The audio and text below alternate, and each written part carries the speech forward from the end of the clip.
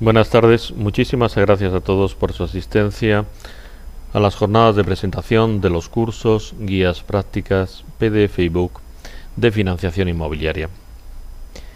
Realmente deberíamos haberlo titulado de financiación inmobiliaria y financiación de infraestructuras, porque la documentación relativa a la financiación de infraestructuras forma parte de las competencias de este área de formación.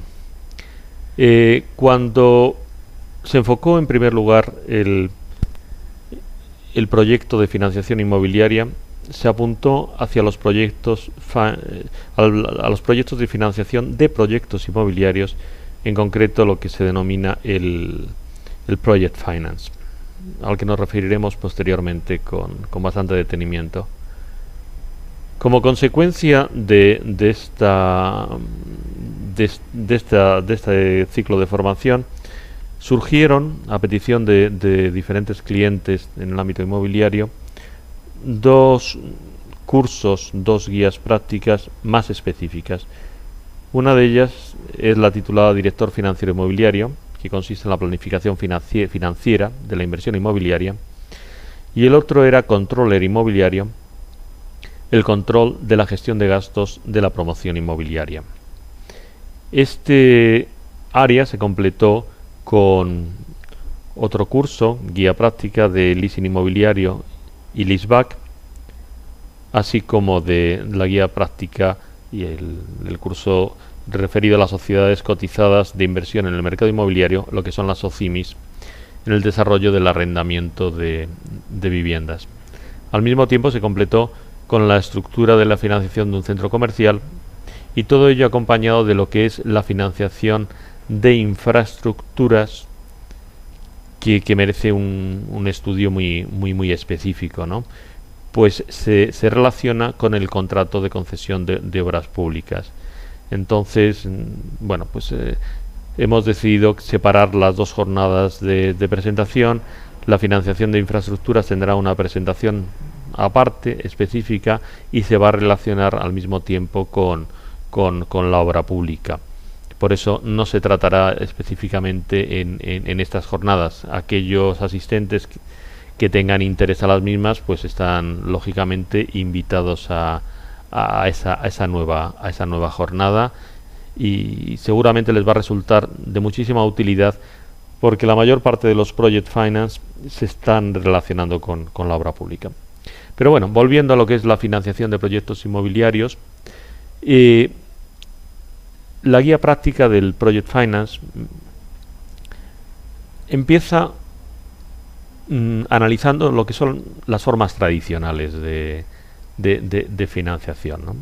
La financiación inmobiliaria, desde las pólizas de crédito a las titulizaciones de activos, los créditos sindicados, etcétera, ¿no? Y un estudio, pues lo que es pormenorizado de lo que es el préstamo hipotecario, que es básico, con todo lo relativo pues a la normativa de consumidores, etcétera, ¿no? Pero como Imolay.com está especializado en el mundo inmobiliario, tuvimos que desarrollar una serie de talleres de trabajo específicos para el promotor. Y así se hizo, pues por ejemplo, el taller de trabajo que se titula Crédito promotor y distribución de la garantía sobre una finca, parte de un conjunto inmobiliario, o la inscripción del pacto de extensión automática de la hipoteca a las fincas que se agrupan a la hipotecada. En fin, todo este tema, ¿no? Incluso el préstamo participativo. Y ya una vez que hemos visto esa parte tradicional, que es una información importante, pero bueno, se puede llegar a ella por diferentes medios, es una información bastante generalizada, salvo las especificaciones estas que hemos dicho del promotor, que realmente son muy interesantes, porque lo enfocan desde una perspectiva muy práctica. Luego volveremos, a lo largo de esta presentación, pues volveremos a tratar el tema más en detalle y lo desarrollaremos. En todo lo relativo al Project Finance, a los nuevos sistemas de financiación inmobiliaria, pues lógicamente para grandes proyectos, había que centrar el tema, porque hay un desconocimiento de las utilidades de estos sistemas de financiación que realmente pues abaratan los proyectos y se deberían utilizar mucho más. Había que analizar las características del Project Finance y la diferente tipología, las clases, ya fuesen en base a su naturaleza, a su forma, a su objeto, a las tramas y lógicamente desde una perspectiva práctica, que es lo que siempre nos dicen algunos alumnos que nos obsesiona, y seguramente es así, las ventajas e inconvenientes del Project Finance, así como los protagonistas, las partes que intervienen y un análisis pormenorizado de cada uno de ellos, como son los sponsors, los socios industriales, los socios financieros, las administraciones públicas, las sociedades vehículo del proyecto, las SVP importantísimas, la intervención de las aseguradoras, de las instituciones financieras, de la cantidad de asesores, ya sean legales, técnicos, etcétera, que intervienen en el proyecto. Y luego, pues, en base a los objetivos, o sea, había que centrar el Project Finance en base a qué era lo que queríamos, el objeto de la financiación. Por ejemplo, la financiación de un proyecto inmobiliario en construcción es diferente a la financiación de un proyecto inmobiliario que está ya construido y está en régimen de alquiler. Y aquí lo relacionábamos con las due diligence, con las auditorías legales inmobiliarias, que son realmente importantes, ¿no? Y bueno, pues una vez que se analizaba este tema, pues se desarrollaban varios talleres de trabajo. En uno de ellos, por ejemplo, pues se trató el tema del análisis y diseño del Project Finance en base al riesgo que este conlleva, el riesgo del Project Finance. Y se trataban por los riesgos edificatorios, los riesgos de suministro y comercialización, el riesgo en el Project Finance de un contrato llave en mano con o sin intervención previa del constructor, el FIT, bueno, la contabilización y amortización del Project Finance, incluso el contrato de compraventa de un edificio futuro, lo que se llama forward purchase, y su financiación conforme a un Project Finance. Es el compromiso de construcción y comercialización del contrato de compraventa de esos edificios futuros, los riesgos por cuenta del vendedor promotor en el contrato de compraventa del edificio futuro y las cláusulas esenciales del contrato de compraventa de esos edificios futuros, ¿no? Volvíamos a incidir en el control del riesgo, pero desde una perspectiva de factor mitigador. Bueno, sabíamos cuáles eran los riesgos, tanto en la construcción del proyecto como el inicio y puesta en marcha del proyecto, la explotación del mismo, y luego había que identificar todos los riesgos, desde la construcción, desde la fase operativa, desde los riesgos financieros, los riesgos legales, los riesgos por ingresos, y más adelante, pues, fijar las diferentes formas de cobertura, cómo nos vamos a proteger ante este tipo de riesgos. Para muchos alumnos lo más importante era determinar aquellos requisitos que requiere un proyecto para que sea financiable. Es lo que técnicamente se llama el ratio de cobertura del servicio de la deuda, el RCSD. Aquí era realmente importante analizar las diferentes fases desde las preliminares hasta las fases de aseguramiento y de financiación, los covenants and securities, el BOT, que es el Build Operate Transfer, pero bueno, incluso aquellos supuestos de coberturas públicas, de joint venture, que es importantísimo. Es decir, ¿quién se financiaba con estos instrumentos? ¿Qué era lo que se financiaba? Y la proporción entre los fondos propios del proyecto y las fuentes de financiación ajena. Y sobre todo, las tasas de interés de retorno, que es el TIR. Con esto se llegaba a un equilibrio financiero, lo que era la relación entre el ratio financiero y el flujo financiero. Para entrar más en detalle en esta cuestión, y ya pasamos al director financiero para luego volver a esta materia, porque vamos a desarrollar uno por uno cada uno de los cursos o cada una de las guías prácticas, pues acabar diciendo que los flujos de caja y viabilidad del proyecto eran fundamentales. El VAN, el valor actual neto, que es el VAN, o el Net Present Value, las tasas de descuento, la tasa interna de retorno, el TIR, Todo esto explicado de una forma sencilla porque son cuestiones muy complejas. Y así se llegó a lo que es la refinanciación de la deuda, y fue precisamente de la mano de la refinanciación de la deuda como se llegó al director, a la guía práctica, al curso del director financiero inmobiliario, planificación financiera de la inversión inmobiliaria. Y este curso tuvo su origen en problemas de varios expertos en las fases de negociación con bancos al iniciarse los procesos de refinanciación que hoy en día son tan frecuentes. Fue necesario desarrollar una serie de esquemas para la reestructuración de la deuda financiera de las promotoras inmobiliarias.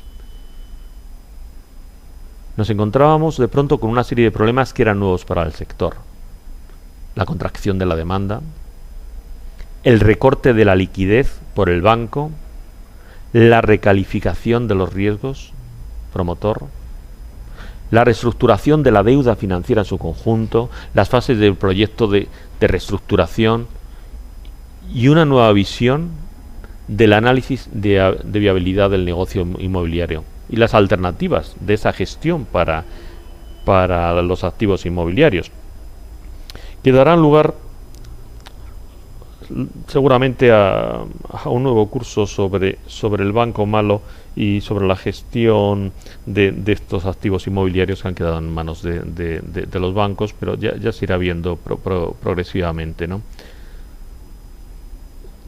Desde una perspectiva puramente inmobiliaria teníamos lo que era la financiación de la promoción residencial, la no residencial, el suelo de largo desarrollo, el suelo finalista, que era mucho más sencillo, y todo esto relacionado con la contabilidad financiera, la planificación financiera y el análisis de balance.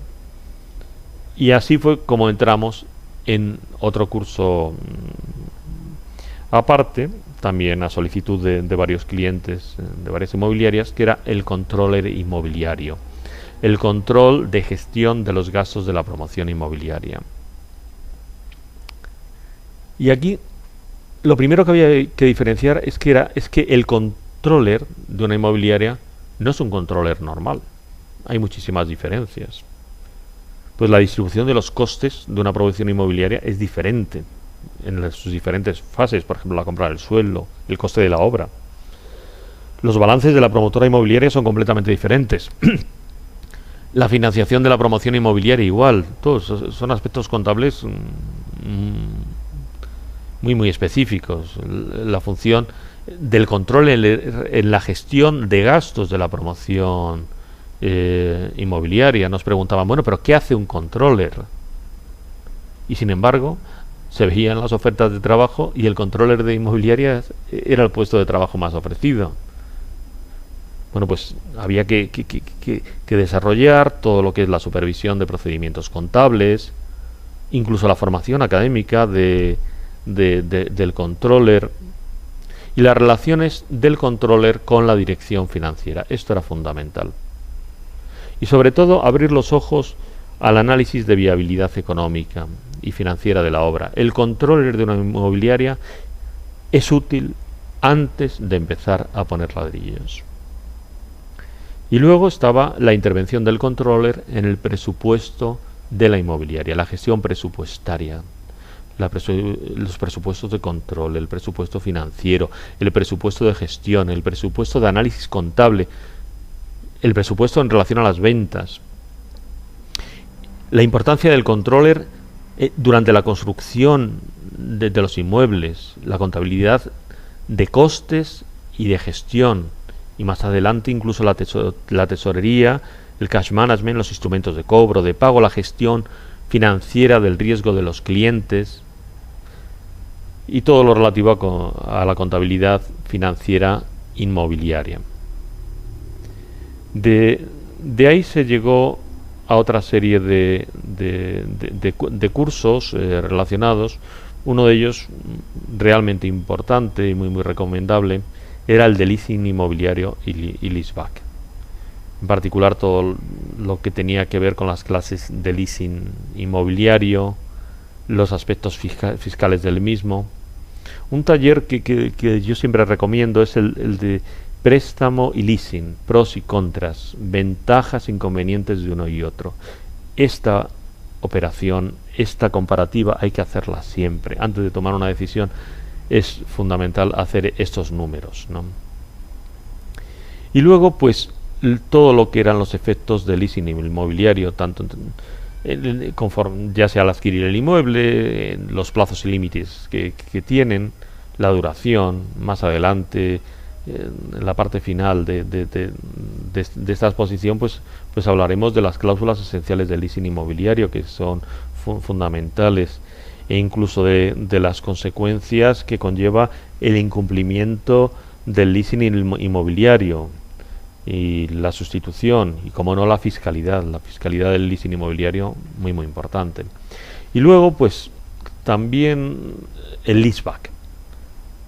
El leaseback, que lo tratamos en diferentes cursos, en diferentes guías prácticas, se desarrolló a petición de entidades bancarias que querían utilizar esta figura para sus oficinas bancarias, y de hecho pues se ha utilizado por muchísimas empresas que se encontraban con una serie de activos inmobiliarios importantes, pero que no eran parte esencial de su actividad, ¿no? Y aquí pues los plazos del leaseback pues son fundamentales, ¿no?